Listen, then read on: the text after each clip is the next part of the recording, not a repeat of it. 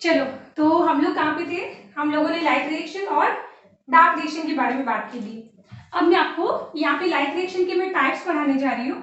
एक हो जाएगा इसके अंदर साइक्लिक रिएक्शन और दूसरा हो जाएगा नॉन साइक्लिक रिएक्शन। और डार्क रिएक्शन के अंदर C3, C4 कैम साइकिल।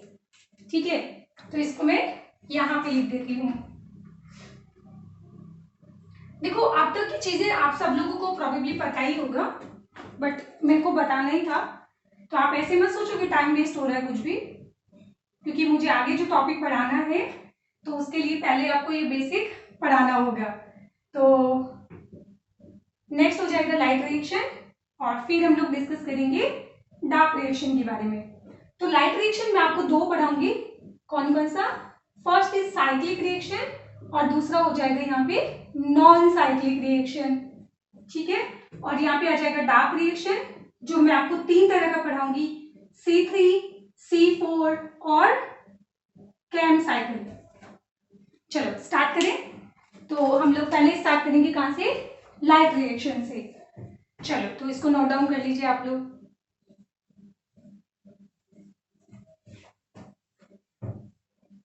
देखो, जो मैं आपको फोटोसिंथेसिस का टॉपिक बोर्ड के ऊपर पढ़ा रही हूँ ना, बस इसको आप ढंग से याद कर लेना।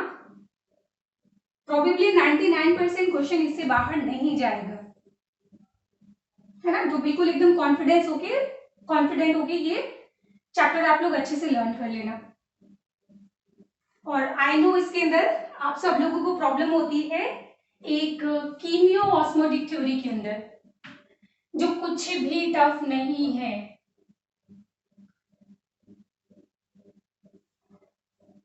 चलो, अभी तो मैडम आप बोल रहे हो, लेट्स सी टफ है या नहीं है। तो आ जाओ, हम लोग स्टार्ट करते हैं अपना लाइट रिएक्शन के बारे में। तो लाइट रिएक्शन के अंदर मैं पहला आपको पढ़ाऊंगी कौन सा? साइक्लिक रिएक्शन के बारे में। तो फर्स्ट आ जाएगा इसके अंदर कौन सा? Cyclic reaction. तो इसका मीनिंग तो सबको ही पता होगा कि जब वहां पे क्लोरोफिल मॉलिक्यूल के ऊपर लाइट एमिट होती है, तो क्लोरोफिल मॉलिक्यूल के अंदर जो उसका सेंट्रल एटम मैग्नीशियम होता है, एंड एटम की बात कर रही हूँ, तो एटम को जब हम लोग एनर्जी देते हैं तो एटम के अंदर सबसे आउटर मोस्ट शेल के अंदर जो इलेक्ट्रॉन होगा वो एक्साइटेड हो जाएगा और उस एटम को वो छोड़ के बाहर निकल जाएगा। ये तो आपने पढ़ा ही होगा, है ना? और बाहर निकलने के बाद ये इलेक्ट्रॉन घूम के वापस अगर सेम क्लोरोफिल मॉलिक्यूल के पास आ जाए तो इसको हम बोलेंगे साइक्लिक रिएक्शन। और अगर इलेक्ट्रॉन घूमकर वापस वहां पे नहीं आए, कहीं और चला जाए, तो क्या बोलेंगे? Non cyclic reaction. ठीक है, तो पहले मैं स्टार्ट करती हूँ साइक्लिक रिएक्शन, और इसमें हम लोग स्टार्ट करेंगे फोटो सिस्टम 1 से। तो देखो, फर्स्ट में क्या पढ़ा रही हूँ? Cyclic reaction. तो फर्स्ट क्या हो जाएगा? Photo system first. अब ये फोटो सिस्टम क्या होता है? ऑब्वियसली सिस्टम हमने पहले भी पढ़ा था, लाइक एंडोप्लाज्मिक रेटिकुलम के अंदर, एंडोमेम्ब्रेन सिस्टम पढ़ा था, तो जहाँ पे एक से ज्यादा कंपोनेंट होंगे और वो सारे कोऑर्डिनेटेड मैनर के अंदर वर्क कर रहे हैं। So this is system. And photo system मतलब यहाँ पे बहुत सारे थाउजेंड्स ऑफ पिगमेंट्स होंगे। ठीक है, जिसके अंदर सबसे मेन इंपॉर्टेंट पिगमेंट होता है दैट इज क्लोरोफिल, सबको पता है। और ये जो फोटो सिस्टम होता है ये एक्चुअली 680 से अबाउ वाली वेवलेंथ को एब्जॉर्ब करता है, दैट्स व्हाई इसको बोलेंगे हम 700। अगर 680 के बिलो और इक्वल अगर लाइट एब्जॉर्ब किया जाता है, बिलो और इक्वल लाइट एब्जॉर्ब किया जाएगा, तो दिस इज फोटो सिस्टम 2 और ये क्या हो जाएगा? Photo system 1।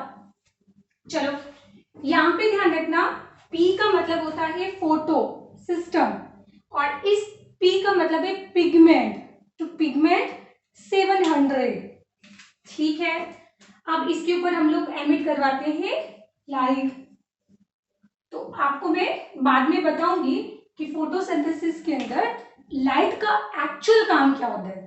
तो पहला तो आप देख रहे हो कि यहाँ पे क्लोरोफिल मॉलिक्यूल को एक्साइट करने का काम होता है, किसका? लाइट का। ठीक है, सो उस केस में ये जो क्लोरोफिल मॉलिक्यूल होगा ये एक्साइटेड हो जाएगा और इसके एक्साइटेड होने की वजह से ये रिलीज कर देगा क्या? इलेक्ट्रॉन रिलीज कर देगा। अब बताओ इस इलेक्ट्रॉन को रिसीव कौन करेगा? एक ऐसा प्रोटीन जिसके पास आयरन और सल्फर होता है।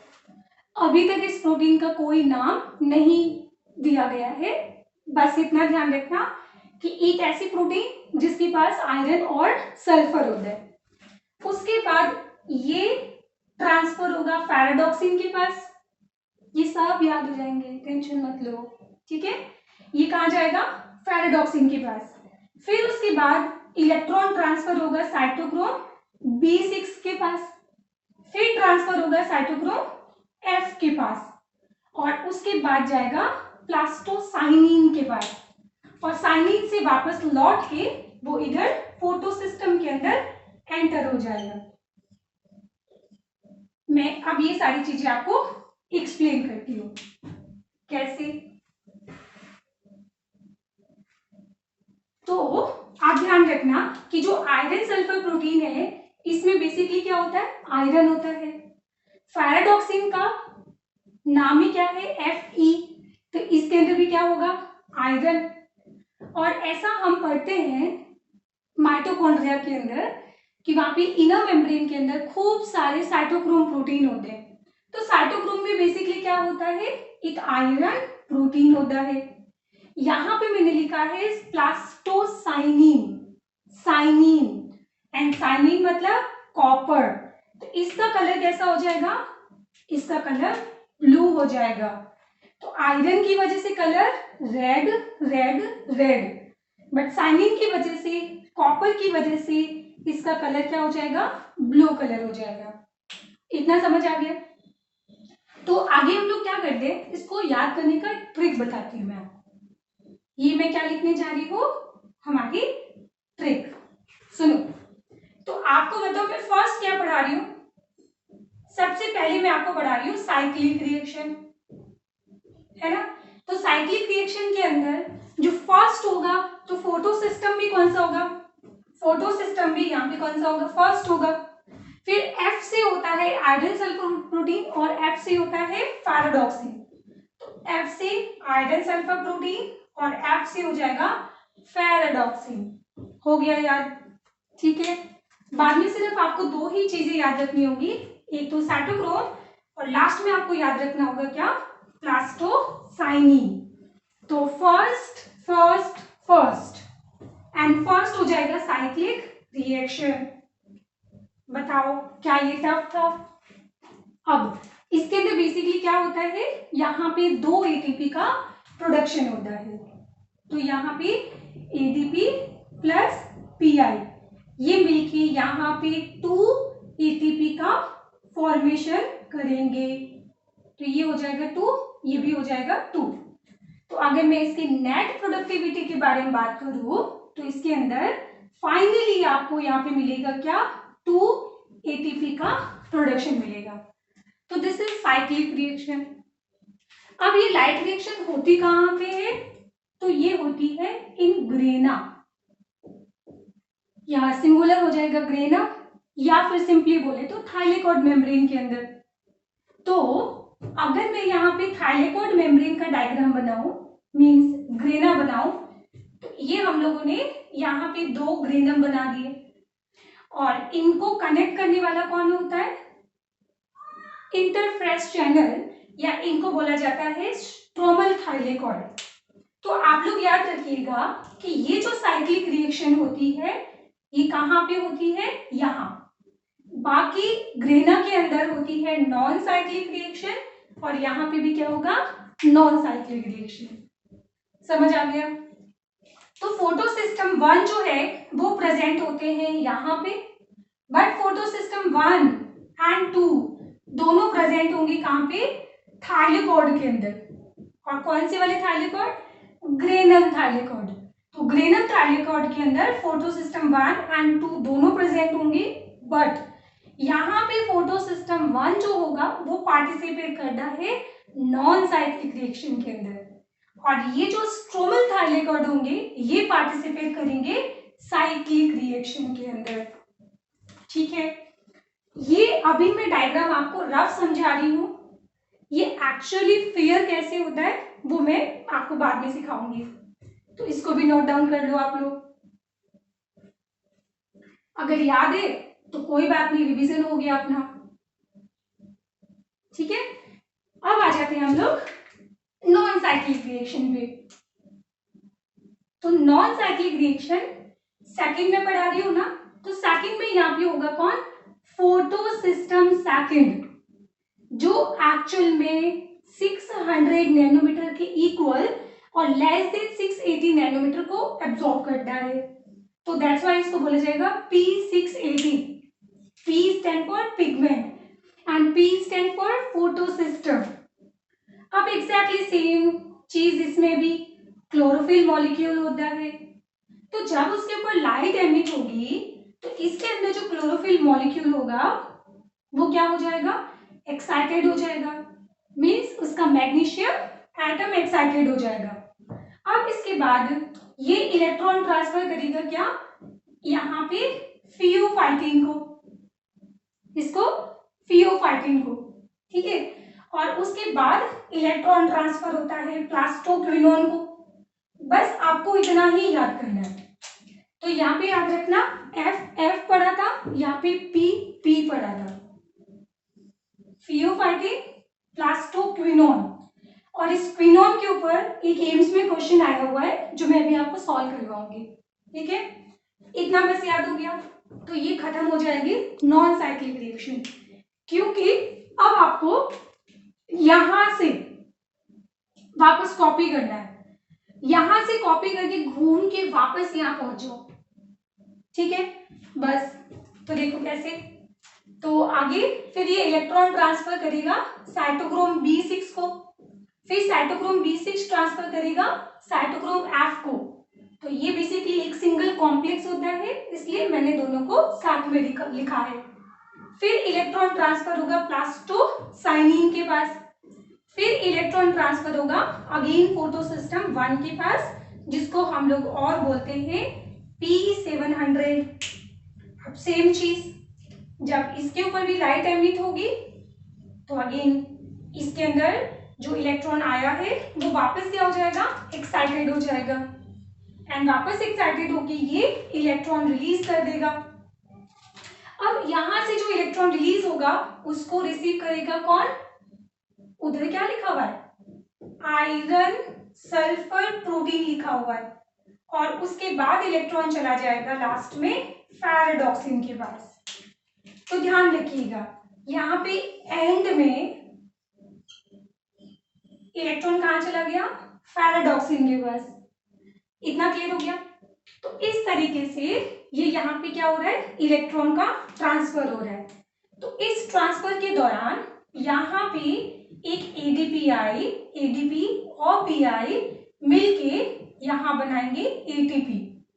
पर याद रखिएगा इधर एटीपी कितना होता है, जस्ट 1, इधर कितने पढ़े थे हमने, 2 एटीपी।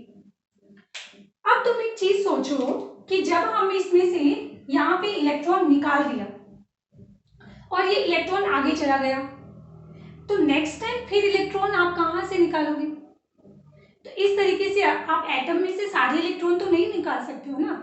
तो कॉमन सेंस की बात है कि मैम हम नेक्स्ट टाइम फोटोसिंथेसिस कैसे करेंगे, तो हम लोगों ने जितना इससे इलेक्ट्रॉन निकाले थे उतने ही वापस इसको इलेक्ट्रॉन डोनेट कर देंगे। अब वो कहाँ से डोनेट करेंगे, तो यहाँ पे हम लोग वाटर को तोड़ने वाले हैं। किसको तोड़ने वाले हैं, वाटर को। तो जैसा कि हमने पढ़ा था कि यहाँ पे वाटर जब ब्रेक डाउन होगा तो क्या होगा, तो उस कंडीशन में यहाँ पे 2 इलेक्ट्रॉन रिलीज होंगे, 2 प्रोटॉन रिलीज होंगे और 1/2 O2 रिलीज होगा। इस रिएक्शन को अगर मैं 2 कर दूं तो ये कितना हो जाएगा, 4, ये कितना हो जाएगा 4, और ये क्या हो जाएगा O2। तो O2 तो क्या होता है, इसका बाई प्रोडक्ट होता है जो वापस क्लोरोप्लास्ट से बाहर स्टोमेटा से होते हुए लीफ से बाहर निकल जाएगा। इतना क्लियर हुआ? बट जब हमने चैप्टर स्टार्ट किया था तो मैंने आपको बोला था कि एक्चुअल के अंदर हम वाटर मॉलिक्यूल 12 यूज कर दें, और उसमें से ब्रेकडाउन किसका होता है? ओनली 6 का ब्रेकडाउन होता है। तो अगर आपको यहाँ पे 2 वाटर मॉलिक्यूल का ब्रेकडाउन करना है तो यहाँ पे आपको 4 वाटर मॉलिक्यूल लेने होंगे। तो उस केस में ब्रेकडाउन कितना होगा? ब्रेकडाउन सिर्फ 2 का ही होगा, एंड बाकी 2H2O एज इट इज बच जाएंगे। जो ये कहना चाहता है बेटा कि वाटर एक वीक इलेक्ट्रॉन और प्रोटॉन डोनर होता है। वाटर कभी इजीली जो है वो नहीं टूटना चाहता है, क्योंकि हम लोग बोल सकते हैं कि इस अर्थ के ऊपर सबसे स्टेबल लिक्विड फॉर्म में अगर कोई मॉलिक्यूल है तो that is the water. So that's why earth के ऊपर सबसे ज्यादा आपने मॉलिक्यूल अगर कोई नोटिस किया होगा तो वाटर होता है, वो इजीली नहीं टूटता है बेटा। और ऐसे ही अगर गैशियस की बात करें तो गैशियस में सबसे स्टेबल गैस होती है नाइट्रोजन, ठीक है। सो दैट्स व्हाई अर्थ के ऊपर ये दोनों आपको सबसे ज्यादा मिलेंगे। समझ आया? तो वाटर ये कहना चाहता है कि भाई हम इजीली नहीं टूटने वाले हैं, हम बहुत रिजिड है, ठीक है। तो यहाँ पे वाटर को तोड़ने के लिए हम यहाँ पे यूटिलाइज करेंगे लाइट को। तो this is photolysis of water. ये क्या हो जाएगा यहाँ पे? Photolysis of water. तो पूरी फोटोसिंथेसिस के अंदर लाइट का सिर्फ 2 ही काम होते हैं। लाइट का यूज कहाँ पे होगा? ऑफ कोर्स लाइट रिएक्शन में होगा, ठीक है। और लाइट रिएक्शन के अंदर लाइट करती क्या है? एक तो आप बोलोगे कि क्लोरोफिल मॉलिक्यूल को, मैग्नीशियम को एक्साइट करके उसमें से इलेक्ट्रॉन निकालने का, और दूसरा फोटोसिंथेसिस के अंदर लाइट का काम होता है वाटर का ब्रेकडाउन, ठीक है। Means photolysis of water. अगर इसके बारे में आपको मैं थोड़ा केमिस्ट्री की तरफ ले जाऊं तो केमिस्ट्री के अंदर भी शायद आपने कभी वाटर का इलेक्ट्रोलाइसिस ऑफ वाटर पढ़ा होगा। तो आपने एक बीकर लिया होगा, उसमें आप पानी डाल देते हो, फिर आप 2 इलेक्ट्रोड लगा देते हो, ठीक है। तो जब इलेक्ट्रोड लगाते हो तो उसमें आपने फिर यूज किया था हाई वोल्टेज, मतलब उन इलेक्ट्रोड के बीच में 1000 के अंदर वोल्टेज हम लोग यूज करते हैं, तब जाके फिर वाटर टूटता है और फिर वहां पे रिलीज होती है हाइड्रोजन गैस और ऑक्सीजन गैस। तो इससे ये प्रूफ होता है कि वाटर इजीली टूटने वाला नहीं है। अगर इजीली टूटता बेटा, पहली बात आपको अर्थ के ऊपर इतना ज्यादा आपको वाटर नहीं मिलता, क्योंकि ये कैसा होता? अनस्टेबल होता, और अगर ये अनस्टेबल होता तो किसी अदर मॉलिक्यूल के साथ रिएक्ट करके वो वहां पे कंज्यूम हो जाता, पहला चीज। दूसरा, घर के अंदर हम लोग भी जब क्या होता है, विंटर आता है तो पानी गर्म करते हैं, हाँ। और जब पानी गर्म करते हैं तो हम लोग उसमें क्या रखते हैं? रॉड रखते हैं ना, या आप गीजर यूज करते हो तो वहां पे भी आप लोग लगाते हो इलेक्ट्रोड। अगर इसका इजीली अगर ब्रेकडाउन होता तो बाल्टी में आपने भरा था पानी और उसमें आपने लगाई थी रॉड, तो उसके बाद क्या होगा? थोड़ी देर बाद आप आके देखोगे तो सारा का सारा वाटर हाइड्रोजन और ऑक्सीजन के फॉर्म में वेपराइज्ड हो गया। बट ऐसा नहीं होता है, क्यों? क्योंकि वाटर मॉलिक्यूल इजीली ब्रेकडाउन नहीं होता है। वाटर एक बहुत ही वीक किस्म का इलेक्ट्रॉन और प्रोटॉन डोनर होता है। समझ आया? एक और चीज याद रखना कि इस वाटर के ब्रेकडाउन के लिए आपको 3 मेटल बहुत अच्छे से याद करने होंगे, क्योंकि ये एग्जाम का क्वेश्चन आता है। और ये 3 मेटल कौन कौन से होते हैं? पहला हो जाएगा मैग्नीज।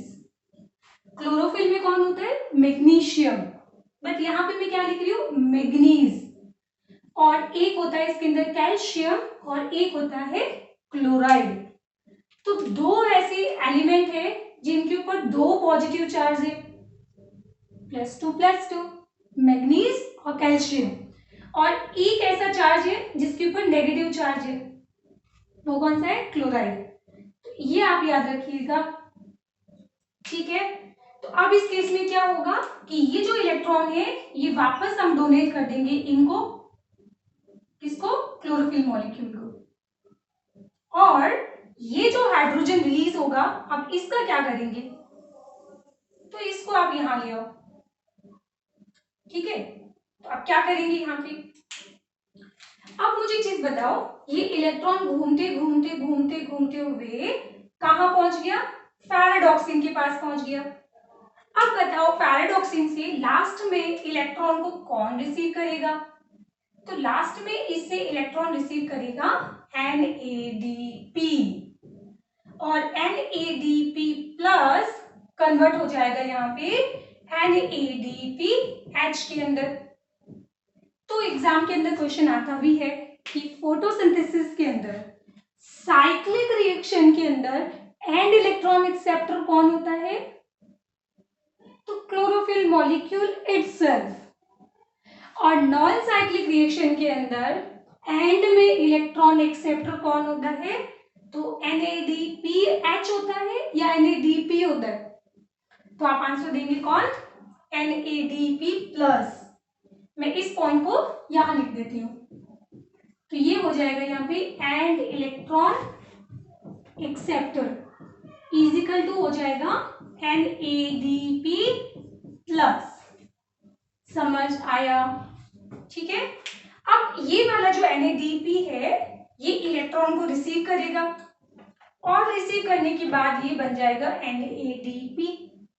तो प्लस इलेक्ट्रॉन को रिसीव करने के बाद न्यूट्रल हो गया, और इसके बाद यहां से आएंगे ये हाइड्रोजन, तो ये हाइड्रोजन के साथ अब रिएक्ट हो जाएंगे। तो यहां से NADP और यहां से आ जाएगा हाइड्रोजन। तो ये दोनों बाइंड होने के बाद मैं इसको यहां लिख देती हूँ, यहां से ये आ गया और यहां से आ जाएगा NADP। तो ये यहाँ पे कन्वर्ट हो जाएगा NADPH के अंदर, ठीक है। तो इस तरीके से मुझे कंक्लूजन बताओ कि यहाँ पे नॉन साइक्लिक रिएक्शन के अंदर क्या बनेगा? नॉन साइक्लिक रिएक्शन के अंदर यहाँ पे 1 ATP और यहाँ पे 1 NADPH का फॉर्मेशन होगा। देखो वापस,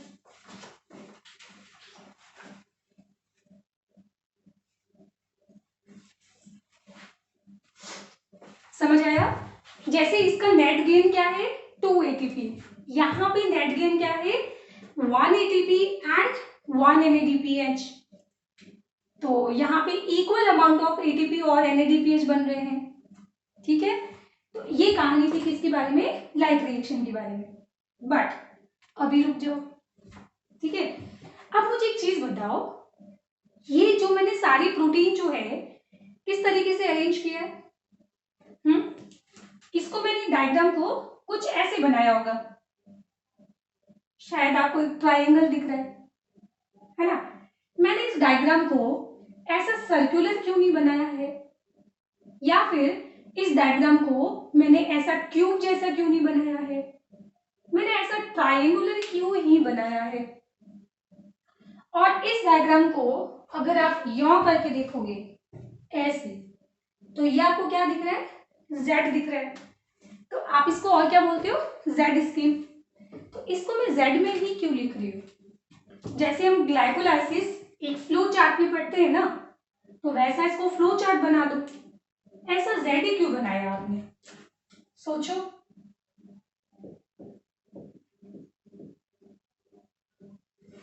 ध्यान रखिएगा, यहाँ पे केमिस्ट्री का इंपॉर्टेंस है। आप मुझे चीज बताओ, जिसमें से इलेक्ट्रॉन निकलता है उसका तो ऑक्सीडेशन हो रहा है, बट जिसके पास इलेक्ट्रॉन जा रहा है उसका तो रिडक्शन हो रहा है। जिसके पास इलेक्ट्रॉन जा रहा है उसका रिडक्शन हो रहा है, बट जिसमें से इलेक्ट्रॉन निकल रहा है उसका ऑक्सीडेशन हो रहा है। इसका reduction oxidation, reduction oxidation, reduction oxidation, reduction oxidation, reduction oxidation, और ये फिर ये ऑक्सीडाइज से हो जाएगा रिड्यूस, और ये हो जाएगा यहाँ पे ऑक्सीडाइज। सो इन प्रोटीन को हम लोगों ने रेडॉक्स पोटेंशियल के बेसिस पे अरेंज किया है। इस केस में सबसे ज्यादा रेडॉक्स पोटेंशियल होता है आयरन सल्फर प्रोटीन का। इसका मतलब ये हुआ कि यहाँ पे जो एनर्जी निकली है ना, यहाँ पे जो एनर्जी क्लोरोफिल मॉलिक्यूल के पास जो गई है और उसमें से फिर ये जो दो इलेक्ट्रॉन निकले हैं ना, इस इलेक्ट्रॉन का एनर्जी लेवल सबसे ज्यादा होता है और इतने खतरनाक इलेक्ट्रॉन को कोई खतरनाक रेडॉक्स पोटेंशियल वाला ही एक्सेप्ट कर सकता है, and that is iron sulphur protein. And उसके बाद जब इलेक्ट्रॉन ट्रांसफर होता है तो उस केस में उसकी एनर्जी धीरे धीरे हीट के फॉर्म में लूज होती जाएगी। तो जब इलेक्ट्रॉन की एनर्जी धीरे धीरे हीट के फॉर्म में लॉस होगी तो इनका रेडॉक्स पोटेंशियल भी कम होता जाएगा। समझ आया? तो उसके बाद में जब ये वापस इलेक्ट्रॉन अपने ग्राउंड स्टेट में आ जाएगा तो उसके बाद ये वापस इसके मैग्नीशियम के आउटर मोस्ट शेल में जाकर वापस एडजस्ट हो जाएगा। ठीक है, तो यानी इसका मतलब हुआ कि इन सारे प्रोटीन्स को हम लोगों ने रेडॉक्स पोटेंशियल के बेसिस पे अरेंज करते हैं। ध्यान रखिएगा, क्या बोला मैंने? Redox potential. तो यहाँ पे बॉटम से ऊपर जब जाएंगे तो रेडॉक्स पोटेंशियल इंक्रीज होता मिलेगा। तो दिस इज रेडॉक्स पोटेंशियल। चलो, तो यहाँ पे भी हम लोग जब प्रोटीन को रेडॉक्स पोटेंशियल के बेसिस पे जब हम अरेंज करेंगे तो यहाँ पे बनता है Z। सो दैट्स व्हाई इसको बोलते हैं Z स्केल। और इसमें भी अगर आपने नोटिस किया होगा, इसमें से और इसमें से दिख रहा है, मैंने फोटो सिस्टम 1 को थोड़ा ऊपर बनाया है, ध्यान रखिएगा, क्योंकि इसका रेडॉक्स पोटेंशियल ज्यादा होता है, क्योंकि ये बिलीव करता है NADPH के रिडक्शन के अंदर, और ये वाला वाटर के ऑक्सीडेशन में बिलीव करता है। सो हम ये बोल सकते हैं कि फोटो सिस्टम 2 यहाँ पे वाटर को ऑक्सीडाइज करने में विश्वास रखता है, वहीं पे फोटो सिस्टम 1 जो है नॉन साइक्लिक रिएक्शन के अंदर NADPH को रिड्यूस करने में बिलीव करता है। तो क्या मैं ऐसा बोल सकती हूँ कि फोटो सिस्टम 2 एक स्ट्रॉन्ग ऑक्सीडाइजिंग एजेंट है जो दूसरों का ऑक्सीडेशन कर देगा और फिर खुद रिड्यूस हो जाता है, और वहीं पे फोटो सिस्टम 1 जो है ना वो क्या हो जाएगा? एक स्ट्रॉन्ग रिड्यूसिंग एजेंट हो जाएगा जो यहाँ पे NADP को रिड्यूस करेगा। तो इस तरीके से फिर फाइनली यहाँ पे 2 ATP का फॉर्मेशन होता है और यहाँ पे 1 ATP और 1 NADPH का फॉर्मेशन होता है। अब जैसे छोटी क्लासेस में पूछा भी जाता है साइक्लिक और नॉन साइक्लिक रिएक्शन के बीच में डिफरेंस, तो डिफरेंस देखो इधर, यहाँ पे इलेक्ट्रॉन घूम के वापस वहीं आ जाएगा, बट यहाँ इलेक्ट्रॉन लौट के वापस नहीं आता है, हमेशा के लिए चला जाता है। ठीक है, दूसरा यहाँ पे फोटो सिस्टम ओनली कौन सा होगा? 1, बट यहाँ पे फोटो सिस्टम 1 और 2 दोनों पार्टिसिपेट करेंगे। तीसरा डिफरेंस, यहाँ पे सिर्फ 2 ATP का फॉर्मेशन होता है, मीन्स ओनली ATP का फॉर्मेशन होता है, बट यहाँ पे ATP के साथ साथ NADPH का भी फॉर्मेशन होता है। चौथा डिफरेंस, यहाँ पे फोटोलाइसिस ऑफ वाटर होता है, बट यहाँ पे फोटोलाइसिस ऑफ वाटर नहीं होता है। अगर यहाँ पे फोटोलाइसिस ऑफ वाटर होगा तो बाई प्रोडक्ट के फॉर्म में ऑक्सीजन गैस प्रोड्यूस होती है, बट यहाँ पे ऑक्सीजन गैस प्रोड्यूस नहीं होती है। 6 डिफरेंस, यहाँ पे एंड इलेक्ट्रॉन एक्सेप्टर कौन होता है? क्लोरोफिल मॉलिक्यूल इटसेल्फ, बट यहाँ पे एंड इलेक्ट्रॉन एक्सेप्टर होगा NADP+। तो बस ये हमने पढ़ा है क्या? साइक्लिक और नॉन साइक्लिक रिएक्शन के बारे में। ठीक है, अब मुझे एक चीज बताओ, डार्क रिएक्शन में जरूरत किसकी होती है? तो डार्क रिएक्शन के अंदर हमें ATP की और NADPH की जरूरत होती है। तो वो दोनों चीजें जब आपने नॉन साइक्लिक रिएक्शन में बना दी है, तो फिर what is the significance of like cyclic reaction? देखो भाई, non cyclic reaction, sorry, dark reaction के अंदर आपको जरूरत क्या होती है? तो डार्क रिएक्शन के अंदर हमने पढ़ा था कि हमें एटीपी की और एनएडीपीएच की जरूरत होती है। तो वो दोनों चीजें जब यहाँ पे नॉन साइक्लिक रिएक्शन में बन रही है, तो फिर साइक्लिक रिएक्शन का काम क्या है? सोचो। तो आप लोग एक काम करना, ये दोनों डायग्राम अभी मैंने रफ बनाए हैं। अब एक्चुअल के अंदर ये ग्रेना के अंदर कैसे परफॉर्म होंगे वो आपको मैं नेक्स्ट क्लास में समझाऊंगी। एंड नेक्स्ट क्लास के अंदर मैं आपको कीमियो ऑस्मोटिक थ्योरी भी समझाऊंगी। तो नेक्स्ट क्लास बहुत इंपॉर्टेंट है, ठीक है? तो नेक्स्ट क्लास उसी को समझ आएगी जो ये सारे प्रोटीन याद करके आएगा। तो इसको याद करने का मैं ट्रिक ऑलरेडी बता चुकी हूँ। फर्स्ट फर्स्ट फर्स्ट, सेकंड हो गया, बस ये पी पी याद रखना है यहाँ पे, और बाकी इस चेन को घुमा के वापस यहाँ तक लेके आ जाओ, ठीक है? अब नेक्स्ट क्लास के अंदर हम देखेंगे कि ये एक्चुअल में थायरोइड के अंदर ये रिएक्शन कैसे परफॉर्म होती है, ठीक है? तो आप लोग प्लीज इन चीजों का प्रैक्टिस करके आना। अब मैं आपको बता रही थी कि यहाँ पे साइक्लिक रिएक्शन का सिग्निफिकेंस क्या है।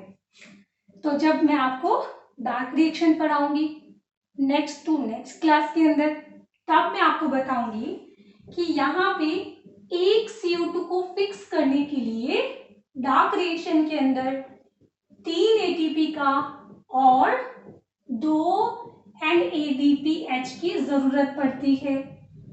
तो इसका मतलब एक ग्लूकोज बनाने के लिए आपको 6 CO2 को फिक्स करना होगा।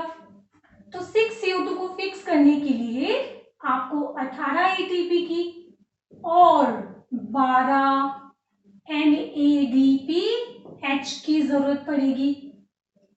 तो सामने सामने आपको दिख ही रहा है कि मैं आपको क्या कहना चाहती हूं।